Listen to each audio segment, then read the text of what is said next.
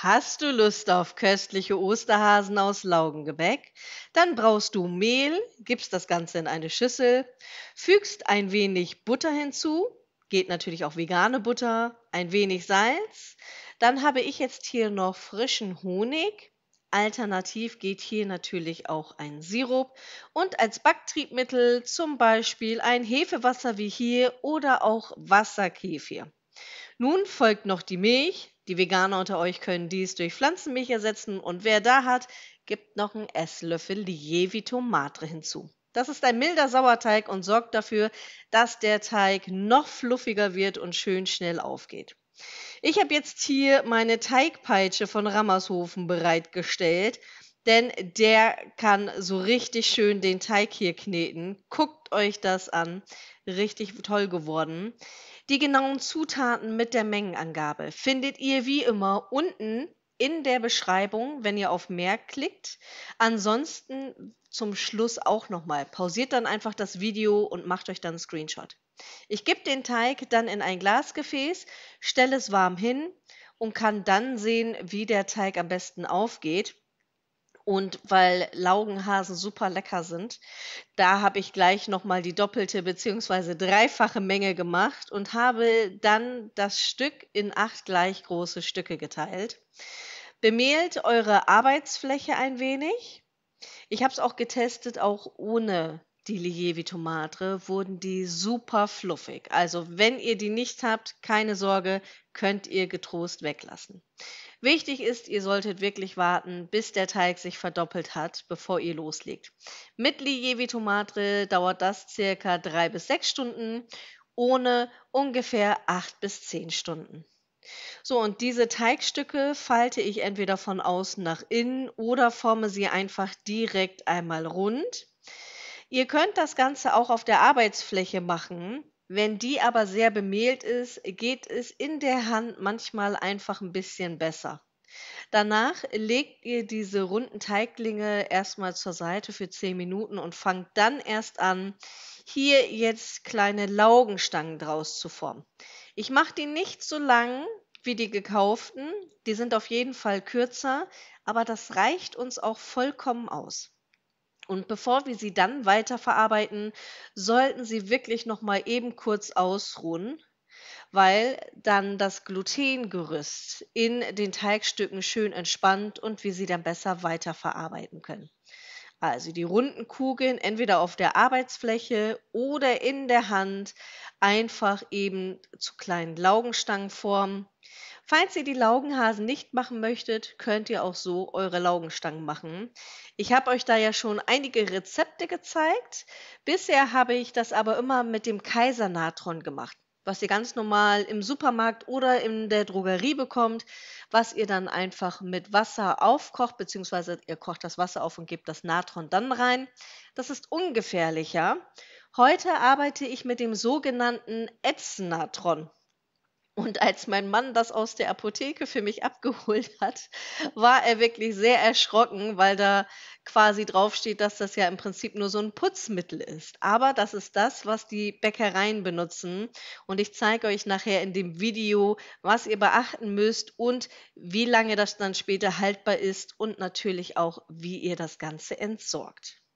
So, ihr seht, das klappt hier ganz wunderbar und ich kann euch tatsächlich empfehlen, egal ob ihr das mit Kaisernatron oder Ätznatron macht, Laugengebäck könnt ihr wirklich in Massen herstellen und dann fertig gebacken einfach einfrieren. So habt ihr immer mal etwas zu Hause. Bei uns ist es wirklich ein sehr beliebtes Gebäck.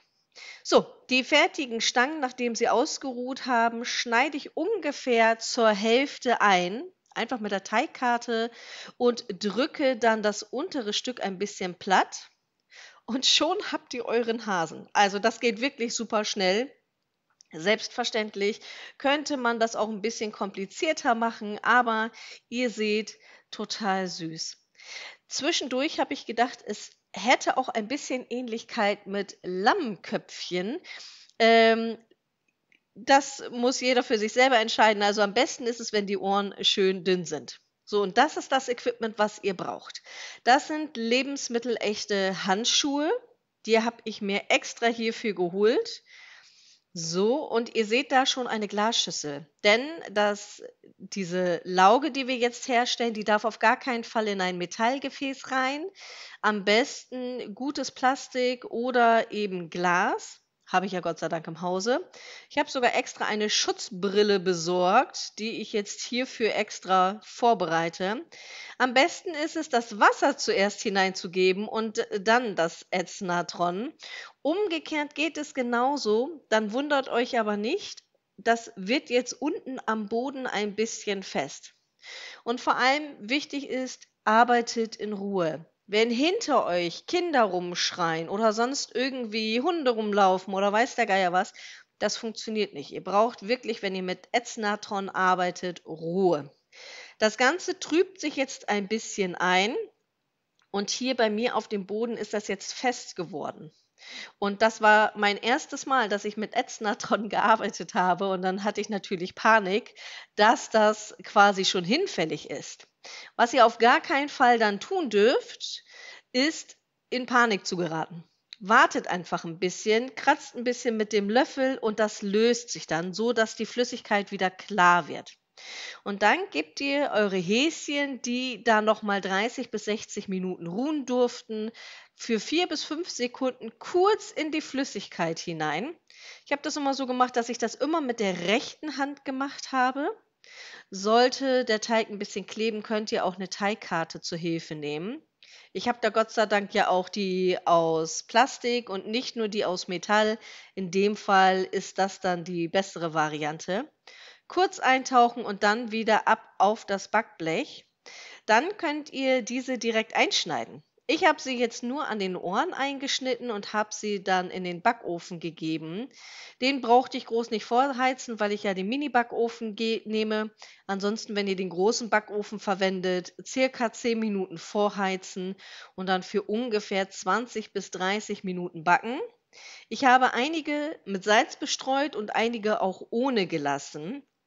Wichtig, die Flüssigkeit kann nach der Verwendung noch für circa, also wirklich locker 3 bis 6 Monaten im Kühlschrank gelagert werden, am besten beschriften und es darf danach nicht über den Abfluss, die Toilette oder den Hausmüll entsorgt werden, sondern muss wirklich bei der Schadstoffsammlung abgegeben werden.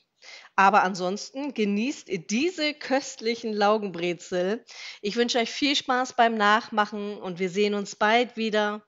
Ich sende euch liebe Grüße, eure Emma.